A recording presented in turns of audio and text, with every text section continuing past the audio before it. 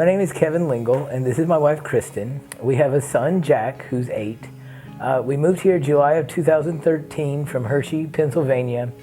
I'm a cardiologist here in Danville, and we started going to Union when we got here because they offered the course Financial Peace University. So growing up, my parents were awesome, except for they never really taught me about finances. Then when I went to med school, I was able to manage money on my own, but I pretended like I was a doctor and had a doctor's salary before I actually had a doctor's salary. I got several credit cards. I upgraded my own American Express Gold to an American Express Platinum card. You're like, woo woo! Because I was moving up in the world. Going more and more into debt, not just my med school debt, but also over $70,000 in credit card debt. And I'm looking at this and I'm like, whoa, like what's this credit card?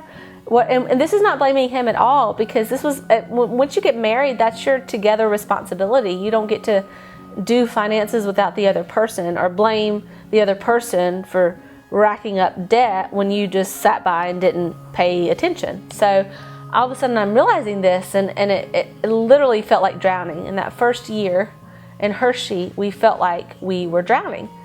We had found a church there in Hershey, and they had started talking about Financial Peace University. They ran a promo, and then he was the one that looked at me in church that day and he said, we got to do this. And I'm like, Kevin, they're talking about being debt-free. How do we even start? Like, we can't live without a credit card. You know, I'm looking at my grown-up husband who's working his butt off and saying, why did you spend $10 at lunch today? I mean, it was as ridiculous as that. Our budget was, our financial situation was, an extra $5 would kill us.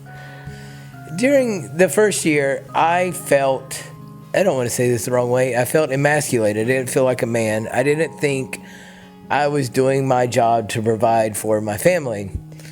And I just didn't know what to do. And Kristen and I would honestly get in arguments every other night about stupid crap that would start off over, you left the milk out, or some minuscule thing.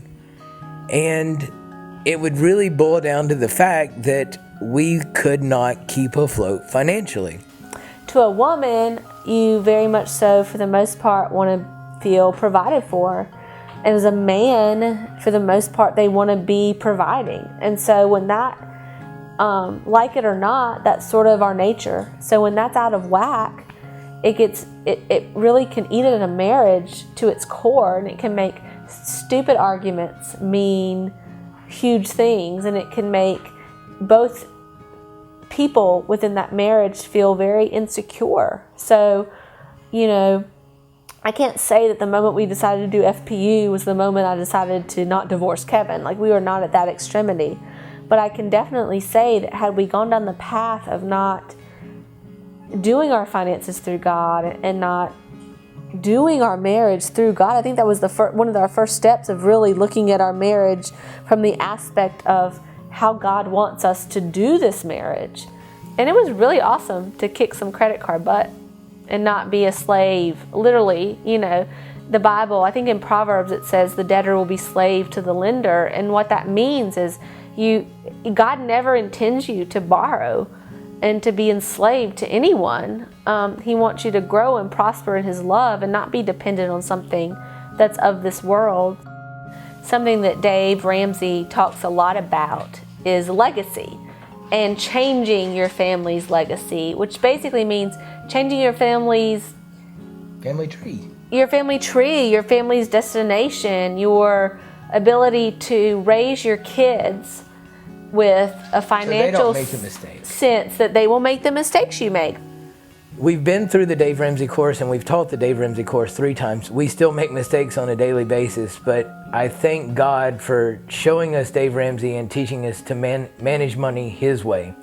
Because without that, we would still be floundering in over $300,000 probably in debt, at least by this point. And luckily, it's down to just med school debt now.